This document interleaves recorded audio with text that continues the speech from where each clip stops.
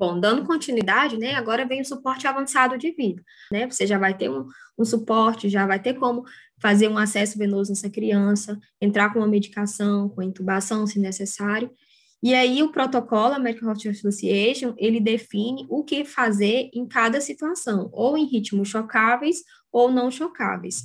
Bom, no suporte avançado de vida, o protocolo, a American Heart Association, ele mostra ali o que fazer de acordo com os ritmos, né? Então, identificou que é um ritmo chocável, que apresenta uma fibrilação ventricular ou uma taquicardia ventricular, a gente vai dar o choque. Então, o primeiro passo é dar o choque inicial é de 2 joules por quilo, né? E voltar com as manobras de ressuscitação, começando sempre pelas compressões. Fazer essa manobra por 2 minutos até reavaliar novamente esse ritmo. Nesse momento, já é importante fazer a instalação de um acesso vascular, seja ele ou intravenoso ou intraósseo, para iniciar com o tratamento medicamentoso.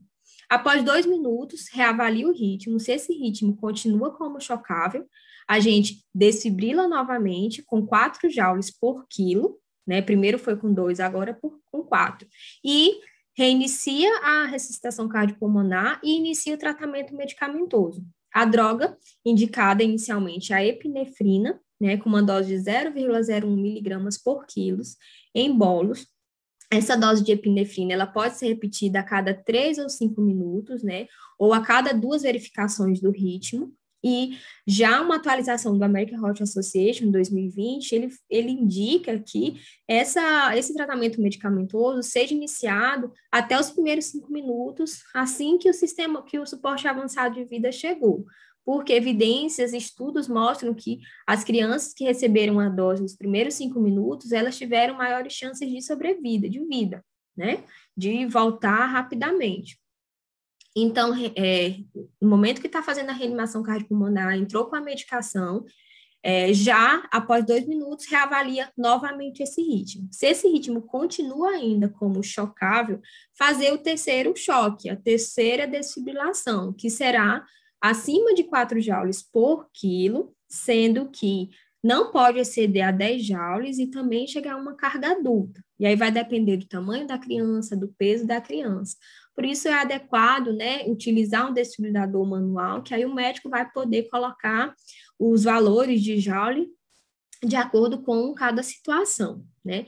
Então, reavaliou o ritmo, se continua chocável, vai fazer a desfibrilação e vai entrar com as outras medicações, ou a amiodarona ou a lidocaína. Em 2010, indicava-se a amiodarona primeiro e depois a lidocaína, mas hoje, já nas atualizações do American Heart Association, diz que tendo uma ou outra, pode administrar qualquer uma. A amiodarona, na dose de 5 miligramas por quilo, por intraósseo ou intravenoso, né, em bolo, seguido de flush de 5 ml de solução salina a 0,9%. Essa amiodarona, ela pode ser repetida em até 3 doses, né, em até 3 vezes. E a outra medicação indicada é a lidocaína, né, com um bolo de ataque de 1 miligrama por quilo, seguido de flush de 5 ml de solução salina 0,9%. E aí, retorna com a reanimação cardiopulmonar. E aí, após o uso dessas medicações, né, vai seguir esse ciclo, gente. Só vai parar a partir do momento, ou ela vai seguir para um ritmo não chocável, né, ou para uma sistolia, ou uma atividade elétrica sem pulso, e aí a gente segue para o protocolo desses ritmos, ou vai para uma atividade elétrica com pulso, que seria a atividade normal, e aí segue para os cuidados pós-ressuscitação, certo?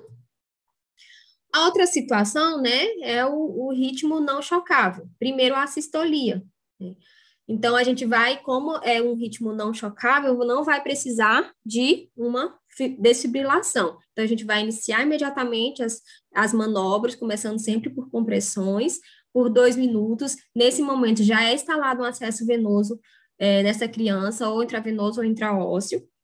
E sem interromper essas manobras, a gente já inicia o tratamento também com a epinefrina. Também é recomendado administrar precocemente, né, nos primeiros 5 minutos. Após 2 minutos, checar novamente o ritmo. Se continuar com uma sistolia, continua com as manobras de ressuscitação cardiopulmonar. Lembrando que a epinefrina pode ser repetida, né, de 3 a 5 minutos. E aí vai continuar com as manobras até ou essa criança voltar para uma atividade elétrica com pulso, que aí segue para os cuidados pós-ressuscitação, ou essa criança também pode evoluir para uma fibrilação ventricular ou taquicardia ventricular sem pulso.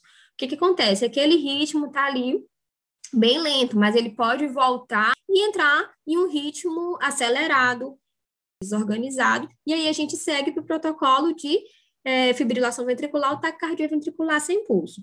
Ele também pode seguir para uma atividade elétrica sem pulso, e aí a gente segue para o protocolo de atividade elétrica sem pulso.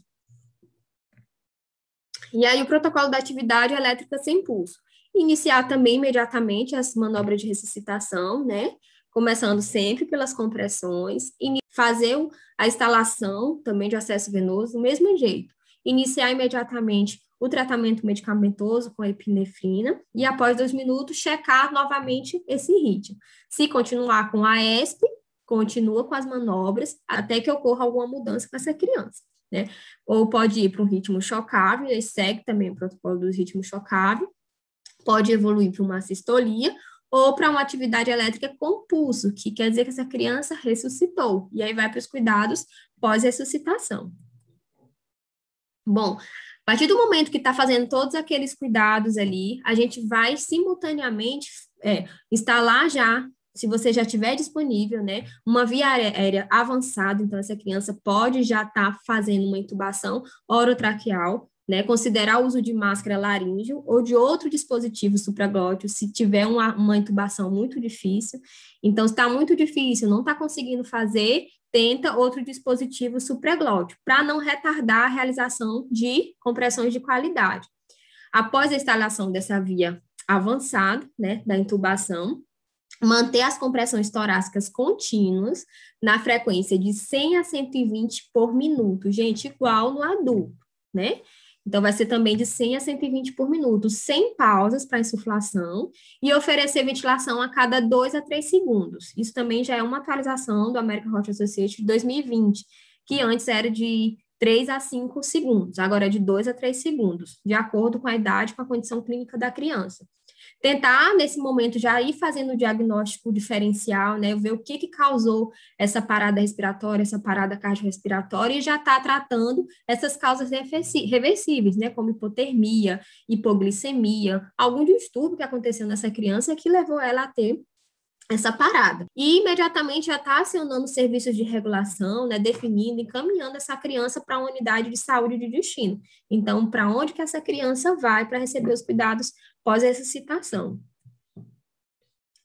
Em seguida, a gente finaliza, né, já no suporte avançado, o que vai acontecer com essa criança. Então, essa criança voltou para uma circulação espontânea, voltou de uma parada.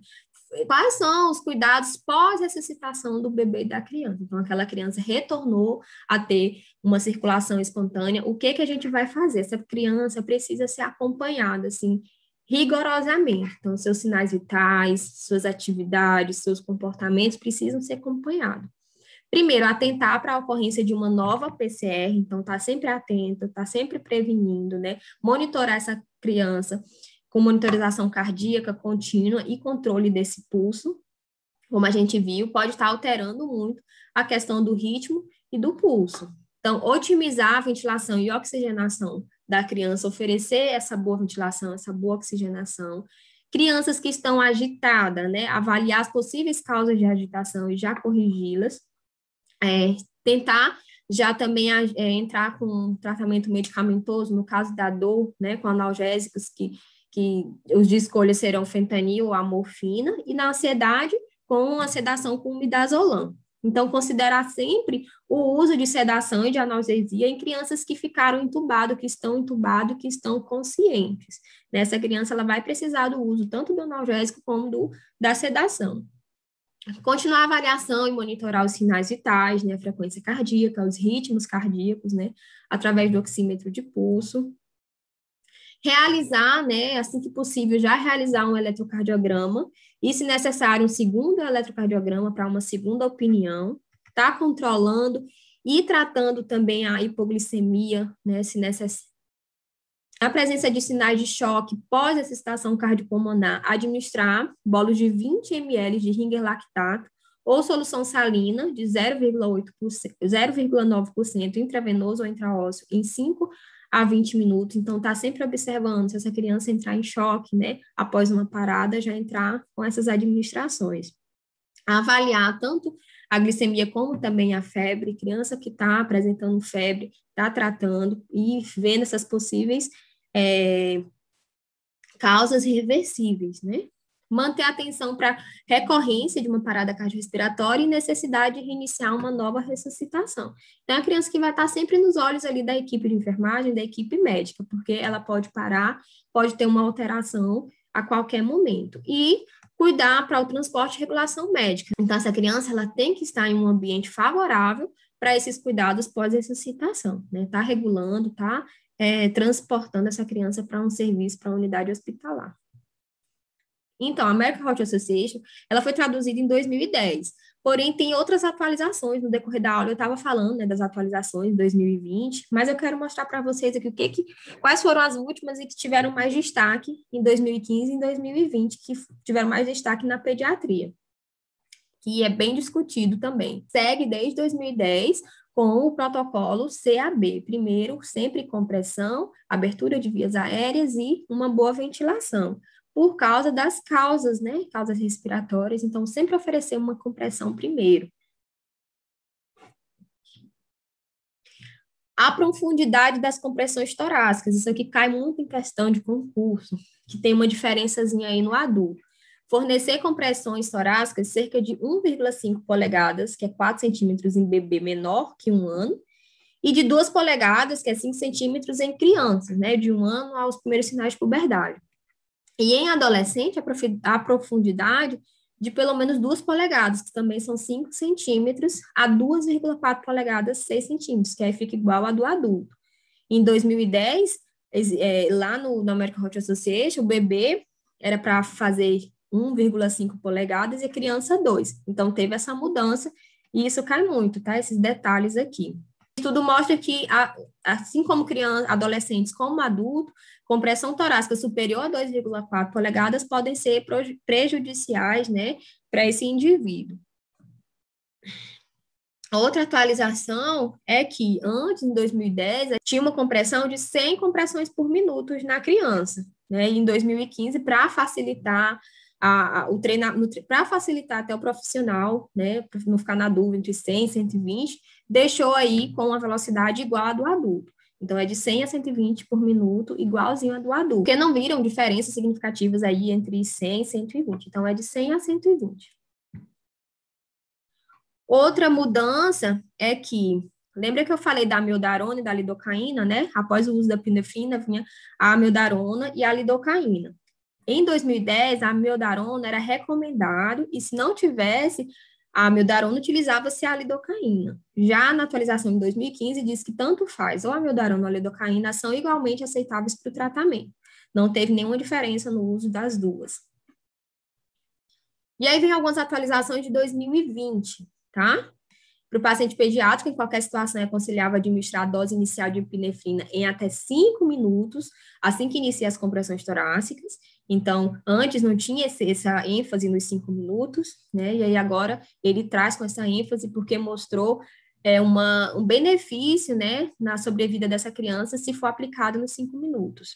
Recomenda-se também, né, que aqueles sobreviventes de uma parada sejam avaliados com relação à necessidade de um serviço de reabilitação depois.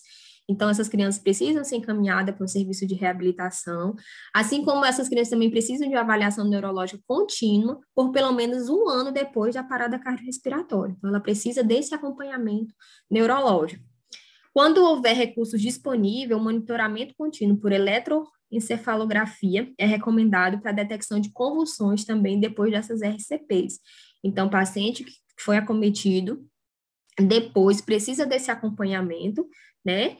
E, claro, se tiver ali esses recursos disponíveis.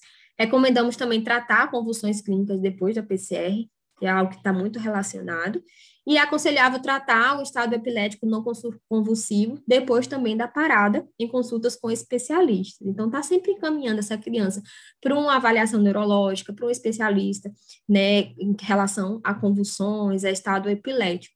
porque está muito associada, né, às condições, às situações de uma parada cardiorrespiratória na criança. Bom, e é isso. Para a aula eu utilizei o manual de 2010, 2015, 2020 com as atualizações e também esse protocolo de intervenção do SAMU para seguir um pouquinho ali aqueles protocolos de atendimento, que o SAMU utiliza, né, o American Heart Association. E é isso, pessoal. Obrigada e a gente segue nas próximas aulas.